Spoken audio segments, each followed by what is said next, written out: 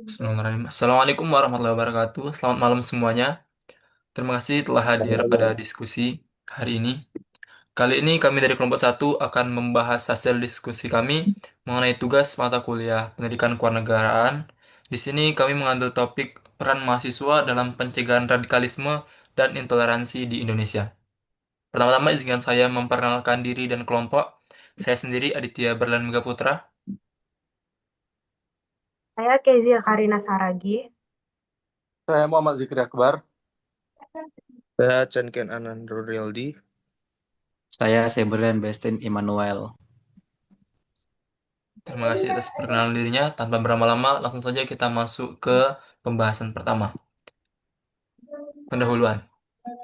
Indonesia sebagai negara yang sangat beragam menghadapi tantangan meningkatnya intoleransi dan radikalisme, baik melalui tindakan langsung maupun penyebaran paham ekstrim di media sosial.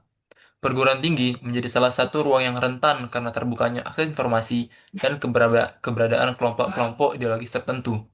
Oleh karena itu, pembahasan mengenai peran mahasiswa dalam pencegahan radikalisme dan intoleransi menjadi penting untuk memperkuat nilai toleransi, kebinekaan, dan persatuan Indonesia.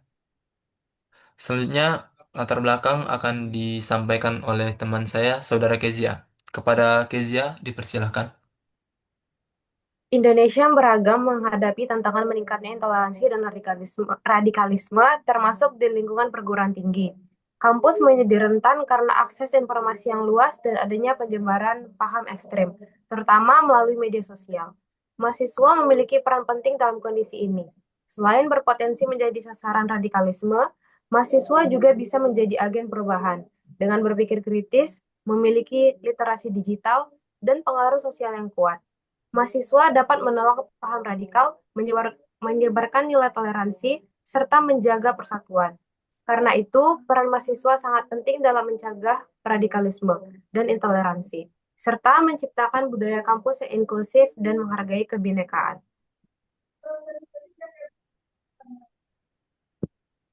Terima kasih kepada Kezia. Selanjutnya, mengenai materi apa itu radikalisme akan disampaikan oleh Aan. Pada Aan, dipersilahkan.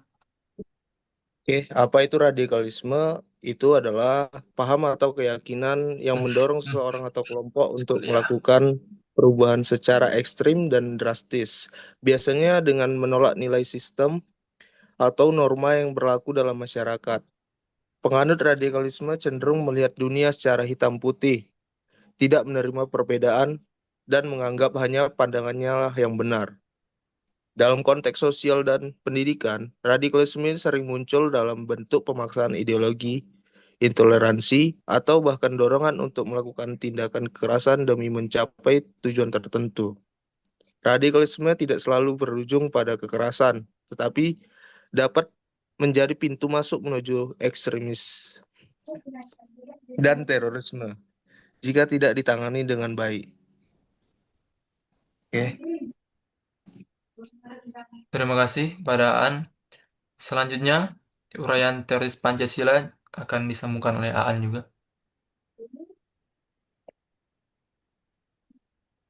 Uraian teoritis Pancasila adalah dasar negara. Pancasila adalah dasar negara, ideologi nasional, sekaligus pandangan hidup bangsa Indonesia yang memutar nilai-nilai fundamental untuk mengatur hubungan manusia dengan Tuhan, sesama, dan negara. Dalam pencegahan radikalisme dan intoleransi, Pancasila berfungsi sebagai filter ideologis yang menanamkan toleransi, menjunjung kemanusiaan, dan mendorong dialog demokratis, dan juga mewujudkan keadilan sosial sehingga mampu menangkal paham ekstrim yang bertentangan dengan nilai bangsa. Secara filsafat, Pancasila mencakup aspek ontologis, epistemologis, dan aksiologis yang menjadikan sistem yang menyatu dan tidak terpisahkan.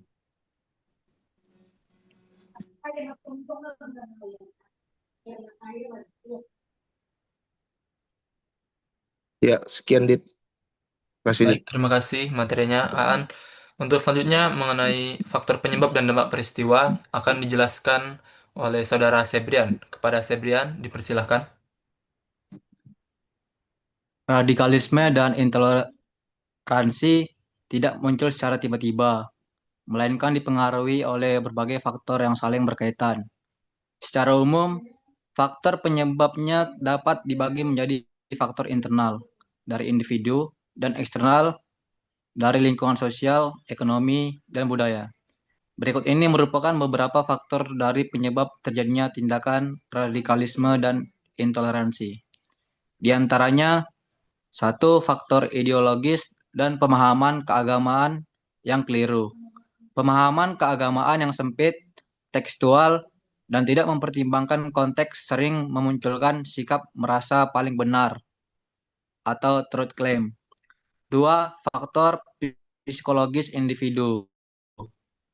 Individu yang mengalami krisis identitas merasa tersisih atau memiliki kebutuhan untuk diakui cenderung mudah dipengaruhi paham radikal.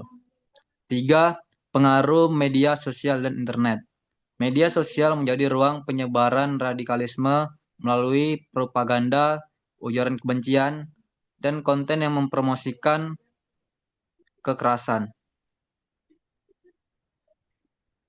Lanjut.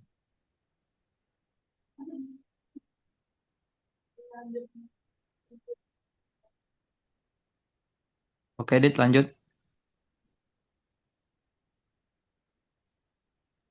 Terima kasih. Selanjutnya dampak peristiwa.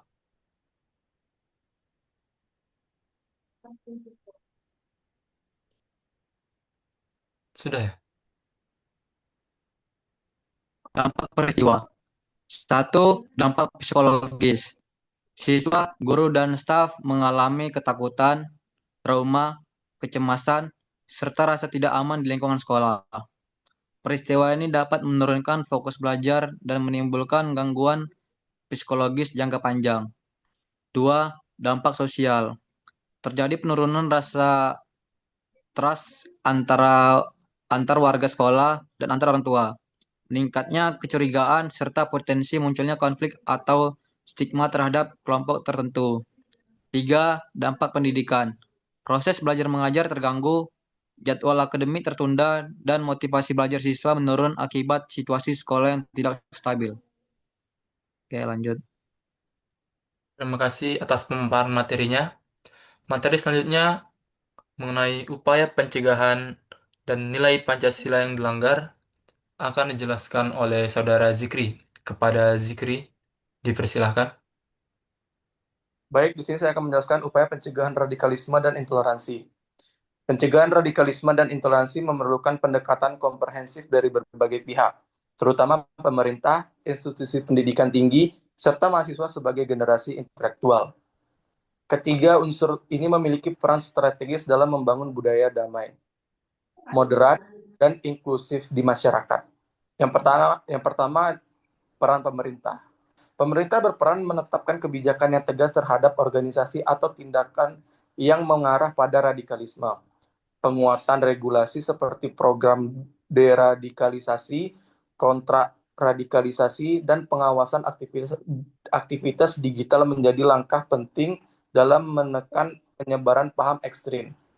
BNPT atau Polri dan lembaga intelijen berperan aktif dalam memantau jaringan radikal, melakukan pembinaan, deradikalisasi, serta menindak pelaku intoleransi atau kekerasan yang mengancam keamanan nasional. Yang kedua, peran kampus atau perguruan tinggi. Kampus perlu memastikan mata kuliah terkait Pancasila, kebinekaan, dan demokrasi berjalan efektif, kontekstual, dan tidak hanya bersifat teoritis. Pemahaman ini membantu mahasiswa membangun sikap moderat dan terbuka. Kampus perlu mendorong dialog lintas agama dan budaya, seminar moderasi beragama, serta diskusi ilmiah untuk melatih kemampuan berpikir kritis mahasiswa. Iklim akademik yang terbuka membuat mahasiswa tidak mudah terpengaruh propaganda radikal. Yang ketiga, peran mahasiswa. Mahasiswa memiliki peran sebagai agen of change yang mendorong budaya dialog, toleransi, dan menghargai keberagaman, mengikuti kegiatan lintas agama, komunitas sosial, dan forum kebinekaan dapat memperkuat nilai-nilai moderat. Mahasiswa harus mampu memilih informasi di media sosial, menolak hoax, ujaran kebencian, dan propaganda radikal. Kemampuan berpikir kritis membantu mahasiswa menilai narasi ekstrim secara objektif.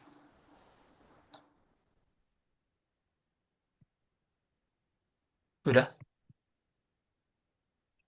Terima kasih materinya atas. Terima kasih, Zikri. Untuk selanjutnya, mengenai nilai Pancasila yang dilanggar, ini akan dijelaskan oleh saudari Kezia. Apa benar? Bukan. Itu ya. Oh, Oh, selanjutnya Zikri, masih Zikri, maaf. Kepada Zikri dipersilahkan. nah, di sini nilai-nilai Pancasila yang dilanggar. Tindakan radikalisme dan intoleransi secara langsung bertentangan dengan nilai-nilai fundamental Pancasila. Setiap sila mengandung prinsip moral dan kemanusiaan yang dilanggar ketika seseorang satu kelompok melakukan kekerasan, diskriminasi, atau memaksakan kehendak terhadap orang lain. Pelanggaran terhadap nilai ketuhanan, sila pertama, tidak menghormati kebebasan beragama dan keyakinan orang lain, menganggap ajaran kelompoknya yang paling benar dan menyesatkan pihak lain, menggunakan agama sebagai pembenaran kekerasan dan tindakan ekstrim. Yang kedua, pelanggaran terhadap nilai kemanusiaan, yaitu sila kedua, kekerasan fisik maupun verbal, ujaran kebencian, diskriminasi, dan dehumanisasi terhadap kelompok tertentu. Tindakan yang tidak beradab seperti teror, intimidasi, dan ancaman ini jelas bertentangan dengan nilai kemanusiaan yang adil dan beradab. Yang ketiga, pelanggaran terhadap nilai persatuan, yaitu sila ketiga, menolak keberagaman suku, agama, etnis, atau pandangan politik, mendorong segregasi dan eksklusifme kelompok, menumbuhkan permusuhan yang mengancam keutuhan NKRI. Yang keempat, pelanggaran terhadap nilai kerakyatan, yaitu sila keempat, tidak mau berdialog atau bermusyawarah, memaksakan kehendak kepada orang lain, menolak perbedaan pendapat dan partisipasi yang setara. Yang kelima, keadilan sosial bagi seluruh rakyat Indonesia, yaitu sila kelima. Tindak kekerasan yang menghambat rasa aman masyarakat, diskriminasi yang merugikan kelompok tertentu, dan upaya pengaruh negatif yang melemahkan harmoni sosial dan keadilan.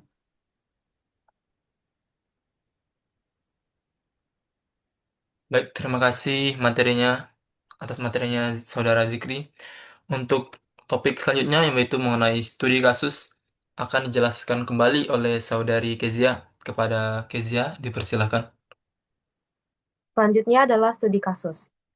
Pada 7 November 2025, terjadi ledakan bom di SMA Negeri 72 Jakarta saat sholat Jumat.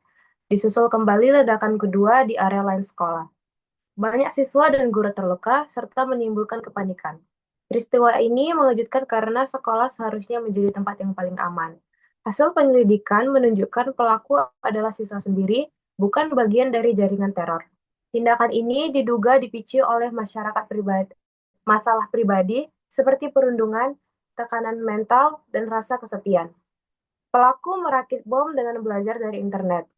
Kasus ini menunjukkan bahaya akses bebas terhadap konten kekerasan, ditambah lemahnya pengawasan dari sekolah. Sebagai pencegahannya, pemerintah meningkatkan keamanan sekolah, sementara pihak-pihak sekolah diminta memperkuat program anti-bullying, serta layanan konseling dan kepedulian terhadap kesehatan mental siswa. KPAI menekankan kepentingan pendampingan psikologis bagi korban.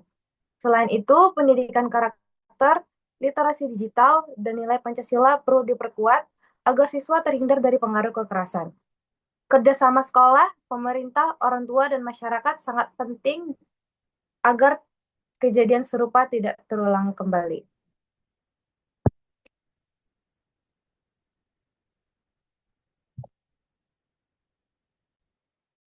Baik, terima kasih atas pemaparan studi kasusnya oleh Saudara Kezia. Dan untuk materi terakhirnya adalah kesimpulan yang akan dijelaskan oleh saya sendiri.